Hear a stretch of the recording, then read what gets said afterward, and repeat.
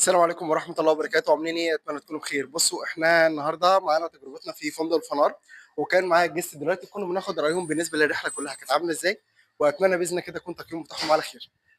تمام، احنا معانا دلوقتي الجست اللي كان موجود معانا في الرحله بتاعتنا. كانت الرحله عباره عن 3 ايام ليلتين موجوده هنا في فندق الفنار في العين السخنه. فحبينا الاول نشرب اسم حضرتك. أنا أمير محمد. اهلا وسهلا استاذ امير. أهلا بحضرتك. تمام، ايه بقى حضرتك في التجربه في الفندق في الرحله كلها من اول الانتقالات لحد ما وصلنا هنا بالسلامه؟ والله التجربة من أول ما جينا، من أول ما حضرتك استقبلتنا قدام نادي السكة لحد ما وصلنا هنا، بصراحة كانت رحلة جميلة وممتازة.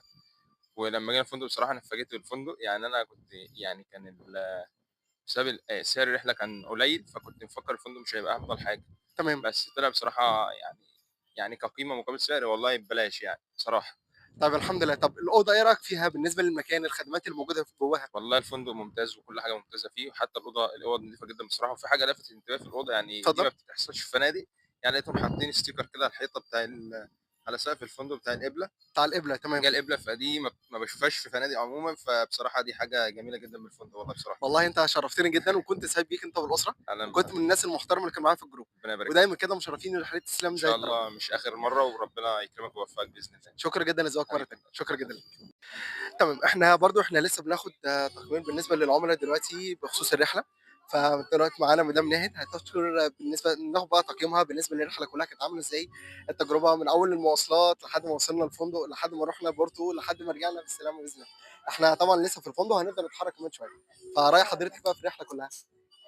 يعني الممتاز يعني هي أقل يعني أكتر من الممتاز، يعني ما شاء الله بجد بصراحة يعني لو في كلمة أحسن من ممتاز كان نفسي أقولها بجد. طيب كان في أي comment على بالنسبة للغرفة نفسها أو البحر، خالص حمام لا، لا، السباحة؟ لأ خالص، بصراحة أنا رُحت رحلات كتير جدًا في أماكن كتير جدًا، ما شُفتش النضافة اللي في الغرفة ديّة ما شاء الله جميلة، جميلة وكل حاجة فيها، ده غير المُشرف اللي معانا يعني بصراحة آخر احترام، أستاذ إسلام بصراحة تُشكر والله تُشكر فعلًا يعني ربنا على يبارك لك يا فندم، ده ظلم من ذوق مش حضرتك. مخلّينا إن إحنا نطلب حاجة، يعني بس يا دوبك بس بنقول على طول بيلبّي لنا كل طلباتنا. الحمد لله كله بفضل ربنا، أهم حاجة إن تسلم، حضرتك تكوني اتبسطتِ، ويا رب دايمًا تكوني مبسوطين، معايا في الرحلات إن بتاعة شاء الشركة الله بتاعتي. طبعًا مش آخر مرّة إن شاء الله بإذن الله، أكيد هتتكرر تاني بإذن شرفتيني جدًا الله. مدام نهاد، ويا رب دايمًا تسلم، تكون الرحلة عجبتكم كلكم، تسلم، ودايمًا كده الحمد مشرفيني في لله، الرحلة بتاعتي. الحمد لله والله أنا وبنتي كمان يعني مبسوطين جدًا، جدًا والله. شكرًا جدًا لذوق تسلم أوي حضرتك، يا أستاذ شكرًا جدًا ليك إسلام، يا فندم، مع تسلم، السلامة. مع ألف سلامة. أهلًا، نتشرف باسم حضرتك؟